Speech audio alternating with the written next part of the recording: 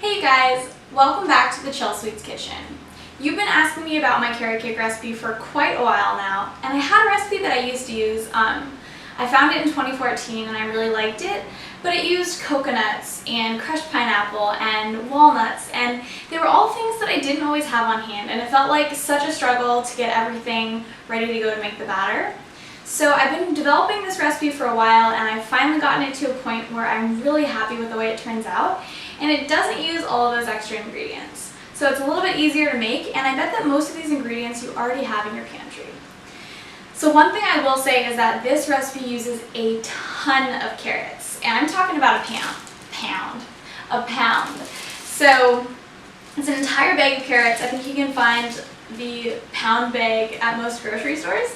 And the reason why I like to use that as a reference point is because depending on how you grate them or cut them up, can change the amount that can fit in a cup measure.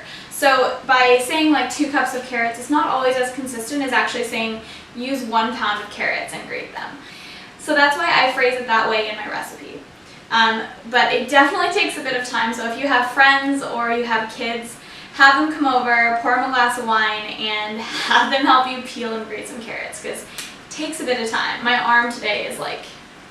Anyway, so I promise besides grating the carrots, this recipe comes together really quickly. So without further ado, let's get started on our batter. So when it comes to grating your carrots, you want to first make sure that you peel them using a vegetable peeler. So once your carrot is peeled, it's time to grate it.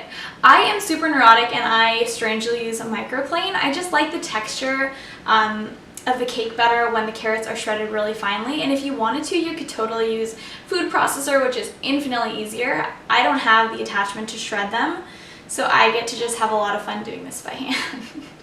But you could also use a regular box grater, which is going to cut bigger strips of carrots, but that will work just fine as well. So I've literally just done this for a half hour, but I watched some TV while I did it, and I tried to pretend like it was fun. That is it, you guys. 1 pound of carrots, finally shredded, very finely grated, and we are ready to make this batter. I've never been more excited in my life. To start, we're going to mix together our oil and our sugars. So I have 1 cup of dark brown sugar and 1 cup of granulated sugar. And I'm going to mix that together with 1 cup of vegetable oil or canola oil. Really, any flavorless oil will work. We're going to give this a quick stir until everything is combined. Next, we're going to add in our eggs 2 at a time. I really love this recipe because it comes together in 1 bowl, which just makes it so easy to make. So once our eggs and our sugars are all combined, we're going to start adding in our seasonings. So next I'm going to add in my ground cloves, my nutmeg, and my cinnamon. So as you're doing this, be sure that you're scraping down the sides of the bowl just to make sure that everything is really getting incorporated and that no spices are kind of stuck to the sides of your bowl. So next I'm going to add in my baking soda, my baking powder, and a little bit of salt. Our flour, which we're going to do in 2 additions. And for this you don't want to overmix, so you want to be gentle and stir just until the flour is incorporated. Next, my buttermilk and my vanilla. The buttermilk is going to add a great tang to the batter, and it's going to add some wonderful moisture. Then we'll add in the other half of the flour. So again, as you're doing this, be sure that you're scraping all the way around the sides of the bowl and to the bottom. Once you feel like everything has been well incorporated, it's time to fold in the carrots. If you wanted to add nuts, you can add a cup of either chopped pecans or walnuts at this stage. I choose not to because my fiance is severely allergic to tree nuts, but if you enjoy that added texture, by all means go for it. So our cake batter is ready to go, and now we just need to pour it into our prepared pans. So our cake layers are out of the oven and they are looking beautiful. While they cool, it's time to make our frosting. So while our cake layers cool in the freezer, we're going to work on our frosting. And you can't make a carrot cake without making cream cheese frosting. So maybe that's just my opinion, but I feel like the two really go together, and that's exactly what we're going to make today. So I have here some room temperature butter and cream cheese, which we're going to be mixing with some powdered sugar, a little bit of salt and vanilla, and then of course some heavy cream. So one important thing to know before you make this frosting is that your butter and your cream cheese are both at room temperature. If they're not, sometimes you can get little speckles of cream cheese or butter that don't really mix in properly, especially especially. It is especially problematic with the cream cheese. If it's not at room temperature and doesn't blend in properly with the butter in the beginning of the frosting, it's not going to get any smoother throughout the process. So just really be sure to set both of those out ahead of time to make the mixing of the frosting a lot easier and to create silky smooth cream cheese frosting. Begin by creaming together the butter and the cream cheese. Once the mixture is smooth, add in some salt and some vanilla, and then slowly incorporate your powdered sugar. Partway through the process, add in 2 tablespoons of heavy cream, or enough heavy cream to get your frosting to the right consistency. Once everything is mixed together, use a rubber spatula and give your frosting a really good stir by hand, just to make sure that it's super smooth and to get out any air bubbles. Place 1 cup of frosting in a separate bowl and use some gel food coloring to color it green. Place this into a piping bag fitted with a Wilton 1M tip to be used later to create the tops of the carrots. Next, color some frosting orange and place it in a piping bag with a large round tip.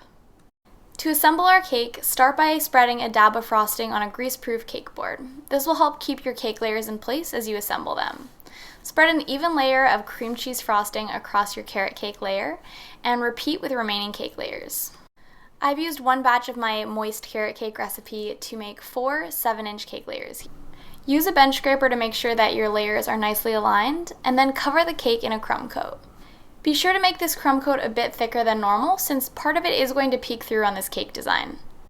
Use your orange frosting to pipe vertical lines of frosting up the sides of the cake. These are going to be our carrots. Once all the carrots are in place, we're going to pop this cake into the freezer to allow it to firm up before we flip it over. I just pulled the cake out of the freezer. It is nice and firm to the touch. Going to spread a little bit of buttercream here to help this stick to our cake board. You really want to make sure this part is centered. Wish me luck! Now I'm going to take a heated up knife that I've just run under some warm water and dried. I'm going to run it underneath the board to pop it free. Ta-da! Comes off pretty easily. Cover the exposed top of the cake with some extra cream cheese buttercream, smoothing it just to the edge, and then pulling it in with your large offset spatula. Using your green frosting, pipe some fun swirls on top of each orange carrot. I tried to kind of do a twisting technique here to create some really fluffy looking leafy carrot tops, but I'm not sure that it actually ended up looking any different than if I had just done some swirls, so feel free to get creative with this and do whatever feels best. So after all of that hard work, our carrot cake is finally complete and we are ready to cut into it. So like I mentioned earlier, I call this my moist carrot cake recipe, and that is because it is super, you guessed it, moist. So here's a close-up of what the inside of the cake looks like. And again, if you guys wanted to add some walnuts or some pecans, you could totally do that. So this cake definitely passes my taste test, and hopefully it'll pass yours too. Don't forget, the recipe is up on Chelsweets.com, and I'll include the link in the video description below. So thanks so much for watching. I hope you guys enjoyed this tutorial, and I hope you have a wonderful Easter this coming Sunday. Don't mind me going in for seconds here. That's just how you know this recipe is a keeper.